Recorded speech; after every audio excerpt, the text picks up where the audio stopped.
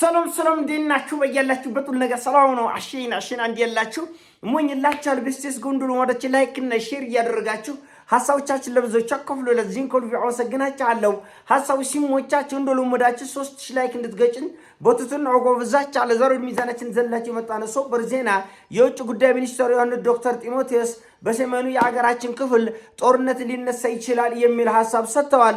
እንደ እውነቱ ለመነጋገር አሁን በሰሜኑ የሀገራችን ክፍል ጦርነት ሊነሳ ይችላል ሳይሆን የእልቂቱ መጠን ምን ያህል የሚለው ላይ ነው መነጋገር አለብን እንጂ ጦርነቱና በፍጹም ሊቆር አይችልም። ከፀሐይ በታች እግዚአብሔር በዚህ ጉዳይ ጣልቃ ካልገባ በቀር እልቂት ያለው ጦርነት ብቻ አይደለም፣ ስደት ብቻ አይደለም፣ እልቂት ያለው ጦርነት ይጀመራል ነው። እኔ በተደጋጋሚ እያልኩት ያለሁት ቀጠናው ላይ ያላችሁ በአማራ ክልልም በአፋርም ያላችሁ ህዝቦች ከፍተኛ ዝግጅት አድርጉ፣ ጥንቃቄ አድርጉ፣ ልጆቻችን ጠብቁ፣ ቤተሰባችን ጠብቁ እንጂ ይሄ ጦርነት ከሞተ 600% እርግጠኛ ሆኜ እነግራችኋለሁ አይቀርም። ባይሆን በቀኑ ላይ እንነጋገር። መቼ ነው?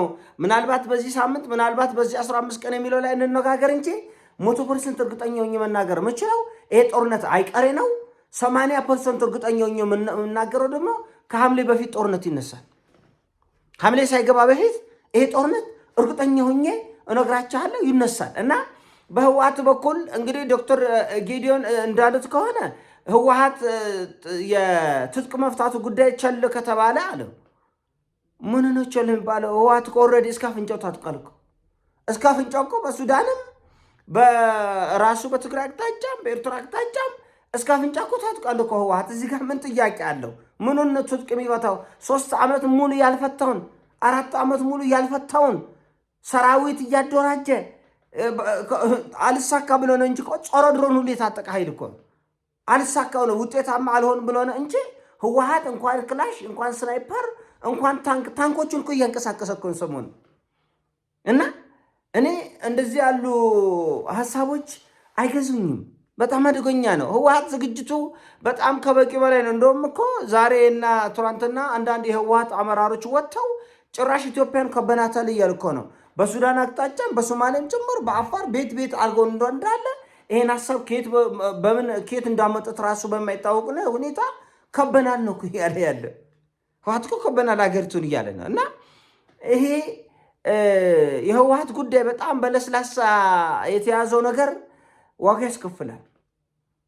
ያስከፍላል። እነሱ እንደዚህ ያለ ለስለስ ያለ አካሄድ የሚመርጡም የሚቀበሉም ሰዎች አይደሉም። ኤኒዌይስ ሰሞኑን አይተው ጌታቸው ረዳ ጥቁር በጥቁር ለብሶ ያውቃል፣ ከጀርባ እየተሰራ ያለውን ነገር ያውቃል። ጥቁር በጥቁር ለብሶ የአዞ እንባ ሲያነባ የሚያሳይ ቪዲዮ አይቼው ነበር። ይሄ ሰሞኑን የጌቻ ቪዲዮ ነው የተመልከቱ፣ እያለቀሰ የአዞ እንባ።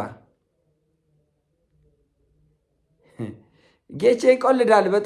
በጣም ነው ጌቼ የሚቆልድና የዚህ ሁሉ እልቂት የትግራይ ልጆችን ዋጋ አስከፍሎ ይህን ሁሉ ቁም ስቅል በህዝብ ላይ አምጥቶ የአዞ እንባውን ያነባል። ዛሬ ለምን መስዋዕትነት አልከፈልክም? ሁላችሁም ለህይወታችሁ ተሳሳላችሁ። የትግራይ ልጆችን አስጨርሳችሁ ለሞት አብቅታችሁ አሁን ጌቼ ሰሞኑን የአዞ እንባ ጥቁር ለብሶ እና እንደዚህ ያሉ ቀልዶች ብዙም ትርጉም የሌላቸው የአዞ እንባ ምን አደረገ ለትግራይ ህዝብ? መጀመሪያ በህወሓት በኩል ሆነም ሲደነፋ ነበር። አሁንም በዚህ በኩል ሆነው እሱ አልተነካማ። መጀመሪያም አልተነካ፣ አሁንም አልተነካም። እና ይሄ ጦርነት አይቀሬ ነው። እኛ ደጋግመን እንደምንለው ህዝባችን ራሱ እንዲጠብቅ ነው። አሁን ትልቁ ነገር የልጆቻችሁ ቆለብ ያዙ፣ የተወሰነ ገንዘብ ያዙ። ቀጠና ላይ ያላችሁ፣ ዙሪያን ያላችሁ፣ በአማራ ክልልም በትግራይም ያላችሁ በአፋርም ያላችሁ የተወሰነ ገንዘብ ያስፈልጋችኋል። ይሄ ጦርነት ሲነሳ ምናልባት የካሽ ጥረት ሊኖር ይችላል።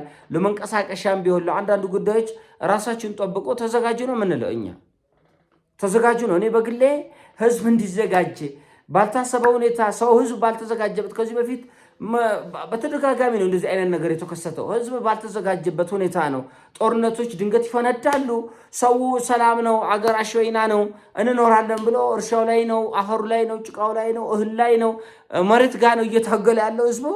ድንገት ጦርነቱ ይፈነዳል። ከዛ በኋላ ለትራንስፖርት እንኳን ገንዘብ በእጁ የማይሰዋል፣ ለመሸሽ ከአካባቢው ፈቀቅ ማለት እንኳን እንትን የማይላል። እና በጣም ወደ ገጠሩ ያላችሁት በተለይ በራያ በወልቃይት ወደ ገጠሩ ያላችሁ ሰዎች ከተቻለ ልጆቻችሁን ወደ ከተማ የምታስጠጉበት ሁኔታ ካለ ጥንቃቄ አድርጉ። በጣም ወርቃማ ነገር ነው የምነግራቸው። ቢያንስ ልጆቻቸውና ሚስቶቻቸው ላይ ጥንቃቄ አድርጉ ነውና ጦርነት ሊጀመር ይችላል። በደንብ ነው የሚጀመረው። ከሞቶ 600% እርግጠኛ ሆኜ እነግርሃለሁ። ጦርነቱ በጣም አደገኛ ምናልባትም አሰቃቂ ሊሆን ይችላል። እንዴ ህወሓት ይህን ሁሉ ሰራዊት በወሎ በራያ አቅጣጫ እያጓጓዘ ባለማጣ አቅጣጫ እያጓጓዘ በወልቃይት አቅጣጫ እያጓጓዘ ዞሮ ጭራሽ በኤርትራ አልፎ በሱዳን ዞሮ እየመጣ ጦርነቱ ሊጀመር ይችላል። አይደለም ጦርነቱ ይጀመራል።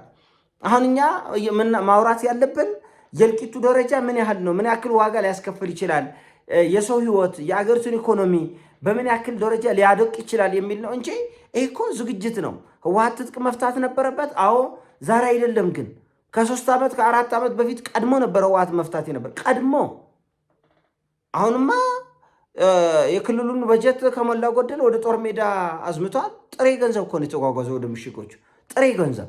ስለዚህ ታጣቂ ጥሬ ገንዘብ ይዞ ዝግጅት ሲያደርግ ህዝቡ ደግሞ ቢያንስ ለትራንስፖርት ለአንዳንድ ነገር የሚሆን ጥንቃቄ ማድረግ ይገባል። በተለይ ወደ ገጠሩ በራያም በሰቲት ሁመራም በወልቃይትም በትግራይም በአፋርም ያለ ሰው ጥንቃቄ ማድረግ አለበት ነው እና የውጥረቱ ያለበት ደረጃ ቀላል የሚባል አይደለም፣ ቀላል የሚባል አይደለም እና አገር ለመሆን የሚደረግ ጥረት ነው በህወሓት በኩል አገር ለማዋለድ የሚደረግ ጥረት ስለሆነ አገር ማዋለድ ደግሞ ቀላል አይደለም።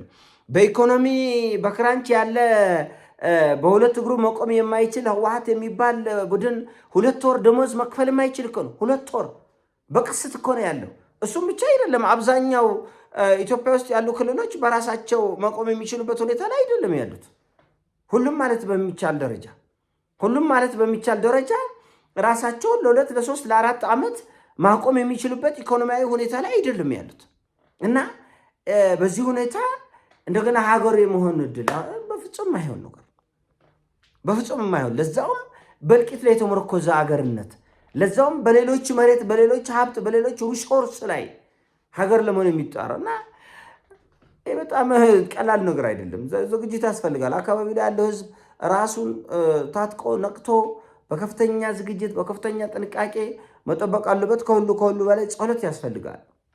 የለም እሱማ ሁሉም ችግር ሆነ እንጂ በመንፈሳዊም ሁሉም በየሃይማኖቱ ሙስሊሙም ክርስቲያኑም ሁሉም ኦርቶዶክስም ጴንጤውም ካቶሊኩም በሚያምንበት እምነት ጸሎት ካላደረገ በስተቀረ ዓለምስ ምን እንደሚለን ራሱ ነው። እኔ አሁን ትንግርት የሆነብኝ እንደው ዓለም ራሱ ምን ይለን ይሆን? እንዴት ይታዘበን ይሆን? እንዴት ይንቀን ይሆን? እንዴት ያዋርደን ይሆን የሚለው ራሱ በጣም ትልቅ ጉዳይ ነው። እንደምታውቁት እንግዲህ ሱዳኖች ከኛ በኋላ ነው ጦርነቱ የጀመሩት። ወደ 3 ዓመት አልፏቸዋል። በዚህ ውስጥ ሱዳን እጅግ በጣም ሰቅጣጭ የሚባል ውድመት ደርሶባታል።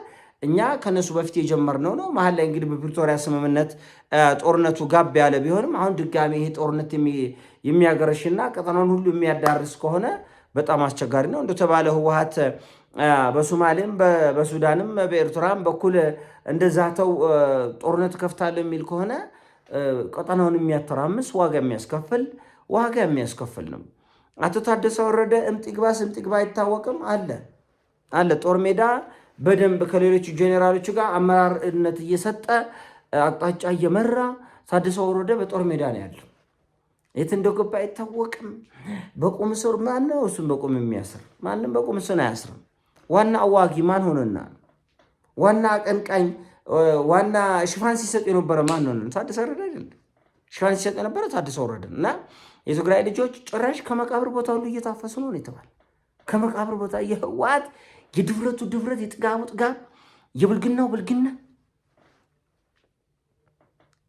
ክልሉን ለቆ ወደ ተለያየ አቅጣጫ የሚጓጓዙ ወጣቶችን ያፍሳል።